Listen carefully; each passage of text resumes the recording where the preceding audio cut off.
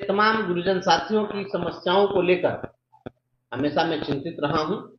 और क्योंकि बजट सत्र आज से शुरू होने वाला है, इसको देखते हुए हमने कोशिश की कि जाकर पहले एक बार प्रमुख मुद्दों पर अधिकारियों से बात करनी चाहिए। हमारे जो भी साथी हैं उनको तकनीकी जानकारी बहुत सारे लोगों को यह नहीं होगी कि प्रतिदिन शिक्षा का इशू सदन में नहीं आता है। केवल शुक्रवार को विधान परिषद में शिक्षा के मुद्दे पर चर्चा होती है। तो 4 शुक्रवार पड़ेगा तो एक शुक्रवार तो आज ही जो है राज्यपाल का अभिभाषण के समाप्त में एक शुक्रवार चला गया, तो मात्र 3 शुक्रवार बचता है। उसी 3 शुक्रवार को शिक्षा से रिलेटेड लिखी जाएगी, तो बहुत ज्यादा नहीं मिल पाता है मौका। तो एक बार बात करना चाहिए, मुझे लगा कि अधिकारियों से पहले बात हो, क्योंकि शून्यकाल समिति की जब पिछले दिनों बैठक हुई थी तो उस बैठक में क्योंकि मैं भी सदस्य हूँ, तो मैंने वहां पर प्रमोशन का इशू उठाया था और उसमें कुछ बात आगे बढ़ी हुई थी, तो मुझे लगा कि इस पर बात करना चाहिए। मैं गया था और प्राथमिक शिक्षा निदेशक पंकज कुमार जी हैं, उनसे मुलाकात की है और 1 घंटे तक हमने बात की है और मोटे तौर पर जो भी प्रमुख इशूज हैं उन सभी पर हमने बात की। उसमें हमने कहा है उनसे कि आप प्रमोशन दे दीजिए, और हाईकोर्ट का जो जजमेंट हमने दिया कि जो भी बेसिक ग्रेड के टीचर हैं वो स्नातक ग्रेड में, और जो स्नातक ग्रेड के हैं उनको एक हेडमास्टर ग्रेड में प्रमोशन देना है। और इसके संबंध में माननीय उच्च न्यायालय ने आदेश भी दे रखा है। कंटेम्प्ट भी हमने दायर किया था, उस कंटेम्प्ट में भी गवर्नमेंट एडमिट की थी।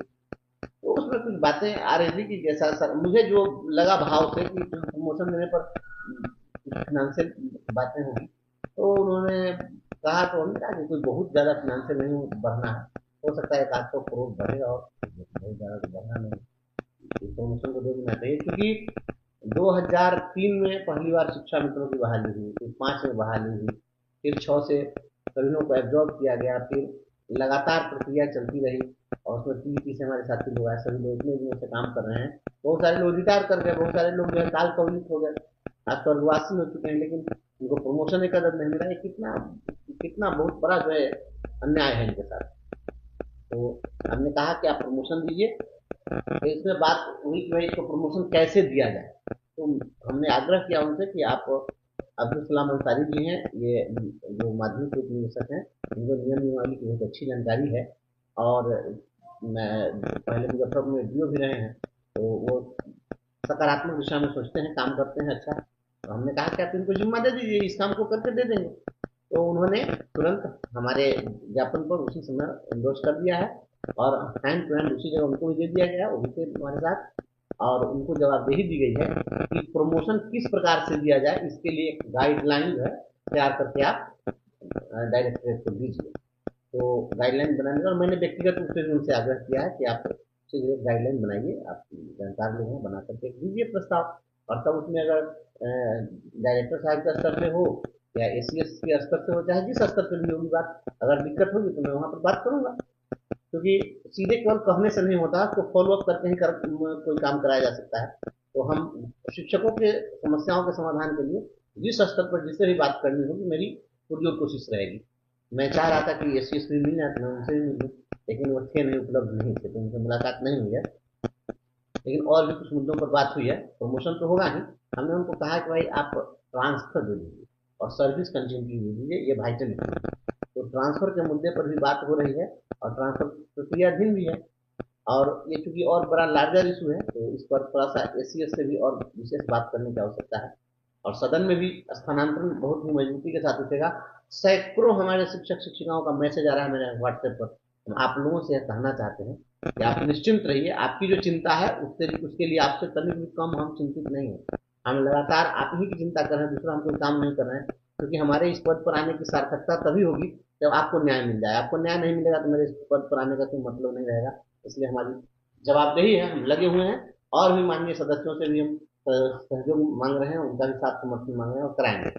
और बता दें आपको कि जो लोग भी सक्षमता में जैसे अगर कोई उर्दू से के शिक्षक हैं और उन्होंने सक्षमता परीक्षा का विषय हिंदी चुन लिया था, तो दोनों शिक्षक पद की जो कोटि है और परीक्षा का जो विषय है, दोनों अलग अलग होने के कारण डाउटफुल करार दिया गया था। इस मामले में भी डायरेक्टर साहब से बात की है और उन्होंने कहा है कि जिस समय में लोग फॉर्म भर रहे थे तो उस फॉर्म को ईको ने अप्रूव किया। तो उस समय जब नियुक्ति का विषयगत कोटि कुछ और था और परीक्षा का कोई और सब्जेक्ट हो रहा था, तो अप्रूव क्यों किया डीपीओ? उसी समय सवाल करना चाहिए था। और ये दोनों क्वाइट डिफरेंट चीज है, परीक्षा का विषय होना अलग चीज है। हमने भी बातें समझाई है। तो उन्होंने कहा है कि इसके लिए मैं सारे डीओ और डीपीओ को मैं शीघ्र पत्र भेज देता हूँ, और पत्र में चला जाएगा कि जो भी शिक्षक नियुक्ति पत्र आपको दे रहे हैं उनके नियुक्ति पत्र को देखिए, और नियुक्ति पत्र में जो उनकी कोटि है वही कोटि उनके ये परीक्षा पुस्तिका जो प्रकाशन हुआ उसमें कोटि अब दर्ज करिएगा। कोटि होना और परीक्षा का विषय होना अलग अलग विषय है, और सभी लोगों को तुरंत जो है इन सबको काउंसलिंग शुरू करा दीजिए। तो वह विषय के आधार पर जो डाउटफुल करार दिया गया उनके समस्या का समाधान ये अगले सप्ताह में निश्चित रूप से हो जाएगा। ये बड़ी बात हम लोगों ने कोशिश की, ये हो जाएगा। और बहुत सारे लोग जो सीटेट हैं और जिनको 82 मार्क्स है, 82 अंक जिनको प्राप्त है, और उनसे अपेक्षा की जा रही है कि आपको 82.5 अंक होगा तभी आप क्वालिफाई करेंगे। इस मामले में डायरेक्टर साहब से मैंने आग्रह किया है इसको जल्द कराइए, क्योंकि जब कोई भी प्रश्न था वह 1 अंक का था, तो किसी को 82 अंक आएगा नहीं तो 83 अंक आएगा, 82.5 का तो सवाल ही नहीं है। एक प्रश्न अगर सही होगा तो 1 अंक मिलेंगे, गलत होगा तो 1 अंक कटेगा, आधा अंक मिलने का या आधा अंक कटने का तो कोई प्रश्न है नहीं। तो और जब इसको सीबीएसई ने सीटेट वाले को 82 अंक पर क्वालिफाइड मान लिया है, तो आप उसको कौन होते हैं अनक्वालिफाइड कहने वाले?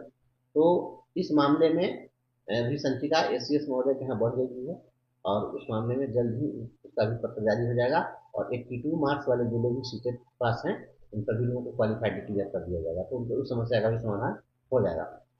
इस प्रकार से हमने कुछ चीज़ों पर पहल की है। देखिए जल्द ही इसका कुछ सकारात्मक परिणाम दिखेगा, हमारी तो कोशिश है, और विभागीय अधिकारी भी काफी सकारात्मक दिखे हैं।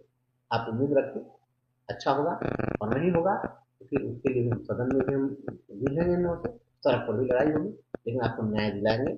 आपको न्याय दिलाना यही हमारा लक्ष्य है।